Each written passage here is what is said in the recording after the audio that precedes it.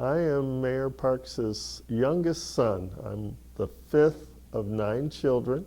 He started out in Indiana. He's originally from Princeton, Indiana, which is very south. That's where he grew up.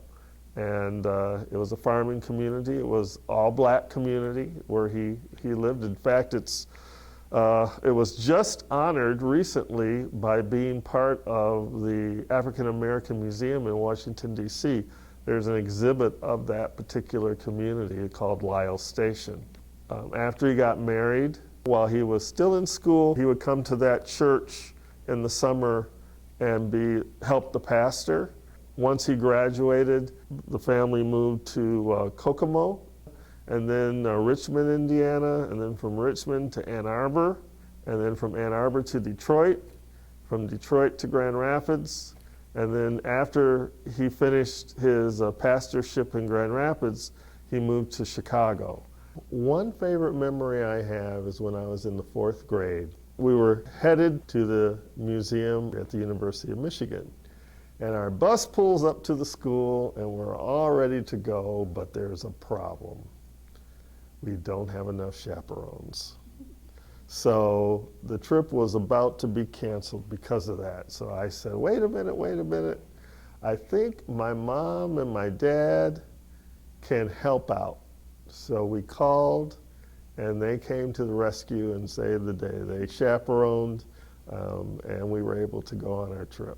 Later, when we were invited to go to Washington, D.C. for the inauguration by Gerald Ford, it was exciting to be in the capital city at an exciting time.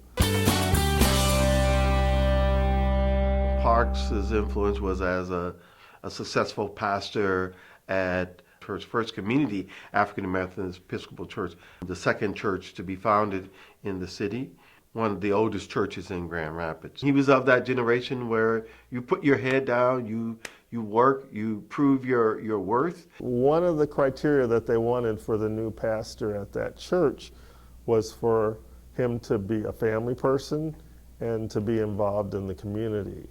So when he got here, he kind of surveyed what the problems were and then decided that the best way to deal with making change in the community was running for commissioner.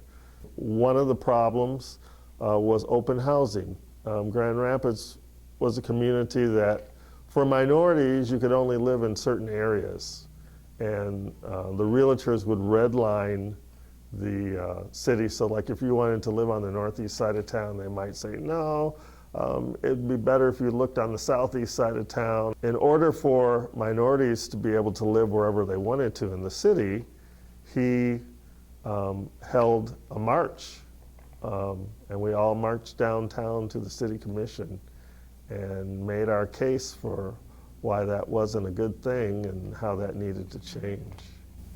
And so that kind of sparked the whole movement about him getting more involved in government. After being on the city commission, he was promoted to mayor pro tem when the mayor stepped down from his position.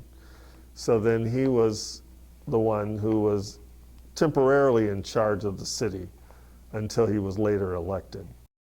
He's an interesting placeholder in city politics. He comes along in the 70s periods where first black mayors all over the country are being elected. Climate was tense, the climate over school system, over school integration.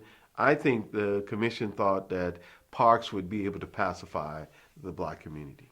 So he ran for the 3rd Ward City Commissioner. He was a good facilitator when it came to communicating between groups of people that had issues or problems. He was that calming force that showed, hey, we can all get along, we can all learn and make life better here in Grand Rapids if we understand each other better and we make some changes to improve the conditions. Knowing something about Parks is about knowing something about your local community and why you should get engaged.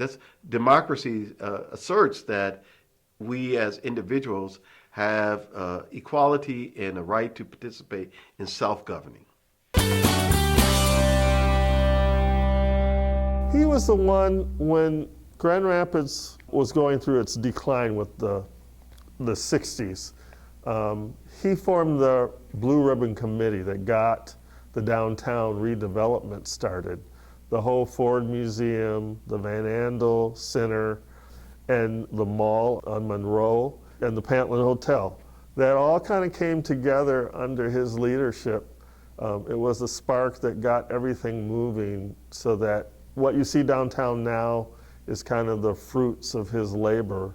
I think he would tell young people, be involved in your community, be involved in your church, study hard, stay in school, learn as much as you can, and make sure you do what's right and work hard.